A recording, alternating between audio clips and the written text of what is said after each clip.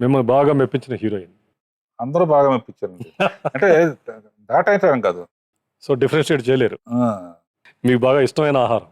Vegetarian అండి. మీరు బాగా ఇష్టపడే పర్యాటక కేంద్రం? ఎక్కువ రిసార్ట్స్ ఇష్టం అండి. మీకు బాగా ఇష్టమైన రాజకీయ నాయకులు? రామారావు, చంద్రబాబు నాయుడు, రాజశేఖర రెడ్డి, కేసీఆర్. రాఘవేంద్రరావు గారిని సినిమా తర్వాత రాజకీయాల్లో చూడొచ్చా? అసలు తెలియదండి. క్యాబినెట్ ర్యాంక్ అంటే ఏంటో తెలియదండి. పేరుకి వెళ్ళి కూర్చోవడం అంటే ఇష్టం ఉండదండి. కానీ రాఘవేంద్రరావు గారికి కోపం వస్తే కళ్ళజోళ్ళు ఇరిగిపోతాయట. అది 25 ఏళ్ల క్రితం రాఘవేంద్రరావు. అంటే కోపం కూడా నాకు కళ్ళజోళ్ళు, మైక్లు, ఓ మనిషి కళ్ళజోళ్ళు తీసుకుని నుంచునేవారు మీ అన్న. హీరోయిన్ ట్రేలు కాళ్ళతో కొడితే ఎగిరిపోవటం ఇవన్నీ. అంటే ఒక స్టేజ్ లో ఉండేదండి. అంటే వర్క్ గురించే ఉండేదండి. అదే అవతరాల కళ్ళజోడు, నా కళ్ళజోడు నేను బాగా కొట్టుకున్నాను. అదే నా చొక్కానే చించుకున్నాను చాలా సార్లు.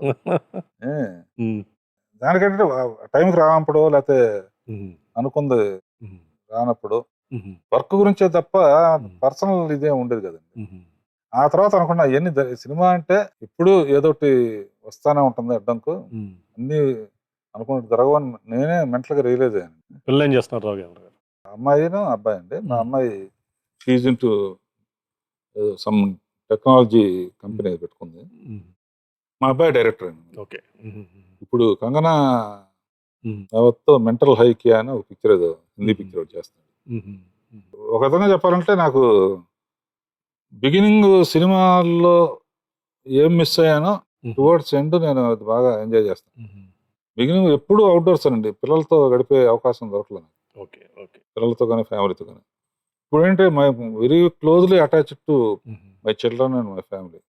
ఎక్కడికి వెళ్ళినా కూడా అందరం కలిసి వెళ్తాం. సో వాళ్ళతో సరదాగా మెమరబుల్ షార్ట్స్ అయి తీయటం, వీడియోలు.